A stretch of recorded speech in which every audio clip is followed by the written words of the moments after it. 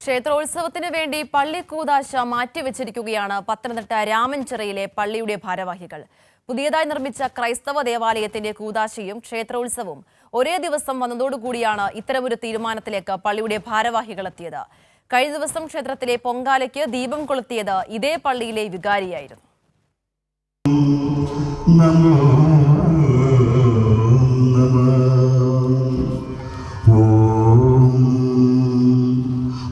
ഇലവംതിട്ട രാമൻചിറ ഗോപാലകൃഷ്ണസ്വാമി ക്ഷേത്രത്തിൽ മേടം 1 നടന്ന പൊങ്കാല ചടങ്ങിൻ്റെ ദൃശ്യങ്ങളാണിത്.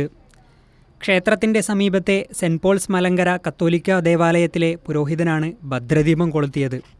ഒരു റോഡിന് ഇരുവശങ്ങളിലുള്ള ക്ഷേത്രത്തിൻ്റെയും പള്ളിയുടെയും സ്നേഹത്തിൻ്റെ കഥ ഇവിടെയും അവസാനിക്കുന്നില്ല. പുതുക്കിപ്പണിത ക്രിസ്ത്യൻ ദേവാലയത്തിൻ്റെ കൂദാശ ചടങ്ങ് മെയ് മാസം 10-11 തീയതികളിൽ നടത്താനായിരുന്നു ആദ്യം തീരുമാനം. എന്നാൽ ക്ഷേത്രത്തിലെ ഉത്സവ ചടങ്ങുകളും ഇതേ ദിവസങ്ങളിലാണ്.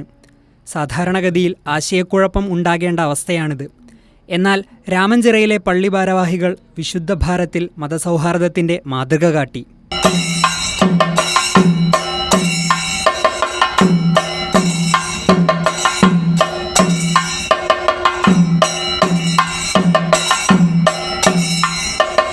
നാടിൻ്റെ മതേതര ഐക്യം ഊട്ടിയുറപ്പിക്കാനാണ് പള്ളിവികാരിയെ പൊങ്കാലയ്ക്ക് ക്ഷണിച്ചതെന്ന് ക്ഷേത്രം മേൽശാന്തി.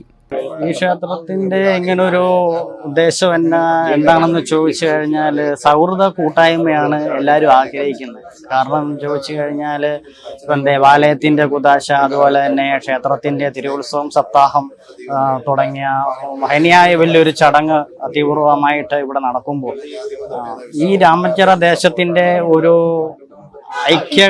ഐക്യമായിട്ട് നമ്മളൊരു മുന്നോട്ട് പോയി ഒരു സൗഹൃദ കൂട്ടായ്മയുടെ കൂടെ നല്ലൊരു രീതിയിൽ എല്ലാവർക്കും അനുഗ്രഹമായിട്ടുള്ള ഒരു ചടങ്ങുകൾ ഇവിടെ നടക്കാൻ പോവുകയാണ്. അപ്പൊ എല്ലാവർക്കും ആ ഒരു അനുഭൂതി എല്ലാവർക്കും ജനഹൃദയങ്ങളിൽ ഇങ്ങനെ ഉണ്ടാകട്ടെ എന്ന് പ്രാർത്ഥിക്കുന്നു. അതുപോലെ മതവിദ്വേഷം പരത്താൻ ശ്രമിക്കുന്നവരുടെ മുന്നിൽ കേരളം ആവർത്തിച്ച് പറയുന്നത് ഇത്തരത്തിലെ കേരളീയ ജീവിതാനുഭവങ്ങളാണ്.